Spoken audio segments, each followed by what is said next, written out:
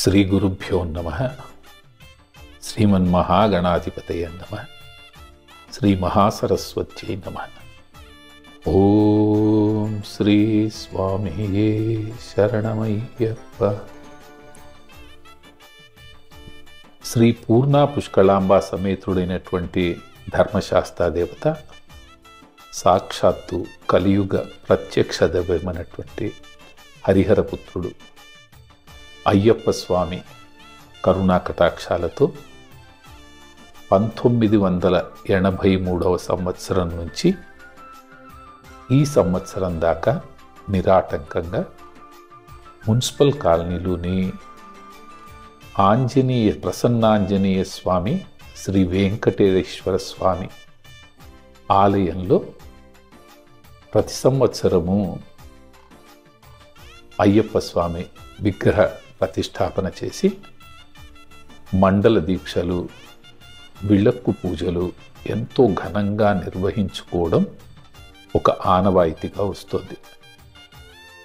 ప్రతి సంవత్సరము ఈ మండల దీక్ష పర్యంతము వందలాది మంది అయ్యప్పలు మాల వేసుకుని స్వామివారిని భక్తి ప్రపత్తులతో పూజించి హాయిగా ఇరుముడి ధరించి శబరిమల యాత్రకు బయలుదేరి వెళ్తుంటారు. ఈ సంవత్సరం కూడా అదేవిధంగా కార్యక్రమాలని మన శక్తి సామర్థ్యాలు ఉన్నంత వరకు ఘనంగా నిర్వహించుకోవాలని నిర్ణయించుకోవడం జరిగింది. అందులో అంతర్భాగంగా ప్రతి సంవత్సరము చేసినట్టే ఈ సంవత్సరం కూడా రేపు అంటే 8 డిసెంబర్ 25 డిసెంబర్ 18 రోజులు 18 సోపానాలకి ప్రతీకగా ప్రతినిత్యము స్వామివారికి బ్రహ్మాండమైనటువంటి పూజలు నిర్వహించడం జరుగుతుంది. ఉదయమే స్వామివారికి రుద్ర నమక చమకాలతో పంచసూక్తాలతో అభిషేకం నిర్వహించుకోవడము, సాయంత్రం పూట స్వామివారికి సహస్ర నామార్చన కార్యక్రమాన్ని నిర్వహించుకోవడము, ఆనందంగా హాయిగా భజనలు పాడుకుని స్వామివారికి ఊంజాల సేవ, పవళింపు సేవ నిర్వహించుకోవడం జరుగుతుంది. భక్తులందరూ అత్యధిక సంఖ్యలో ఈ పరమ పవిత్రమైనటువంటి పూజా కార్యక్రమాల్లో పాల్గొని తమ జీవితాలు ధన్యం చేసుకోవాలని కోరడం అవుతుంది.